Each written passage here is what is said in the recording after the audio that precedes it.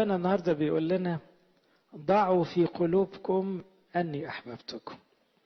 يعني بص فكر بأي طريقة إلا إنك تفكر إن اللي بيحصل مش حب، تبقى ظلمت ربنا واشتركت مرة أخرى في صلبه.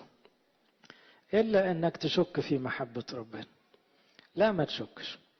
ربنا بيحب ولاده وعشان كده بيهديهم بحاجات ما يتوقعوهاش.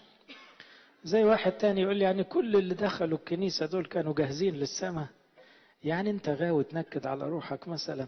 هم جايين يصلوا، امال جايين يعملوا ايه؟ داخلين بيت ربنا. ومن يقبل الي ايه لا اخرجه خارجا. واحد داخل بيت ربنا من على الباب كده خلاص ربنا مسؤول عنه، حتى لو ملحقش يقول ولا حاجة. مش هو جاي بيت ربنا؟ جاي يعمل ايه؟ ما عدا واحد طبعا كان جاي بيت ربنا يعني يعمل حاجة تانية. انما كل اللي جايين بيت ربنا كانوا جايين يقولوا سكتة جوه، جايين يقولوا قصنا، جايين يقولوا ارحمنا، جايين يقولوا اقبلنا. وانتوا بتيجوا بيت ربنا ليه؟ مش عشان تروحوا السماء في الاخر؟ فربنا من اول ما شافهم على الباب كده يلا على السماء.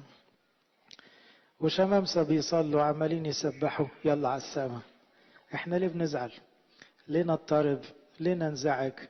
ليه نشك؟ اوحش حاجة في الموقف ده انك تشك وتقول فين ربنا؟ فين ربنا؟ ده واضح زي الشمس، ده بيعمل حاجة هو قالها وعد بيها مرارا وتكرارا.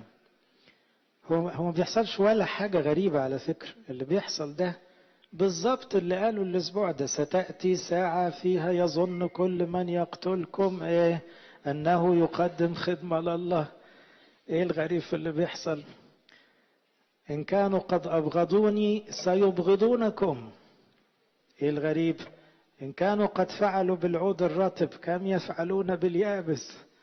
يعني اللي عملوا كده في المسيح القدوس اللي ما فيهوش غلط، طب احنا كلنا غلط برضه، مستكترين لنا نتوجع. ضعوا في قلوبكم اني قد احببتكم.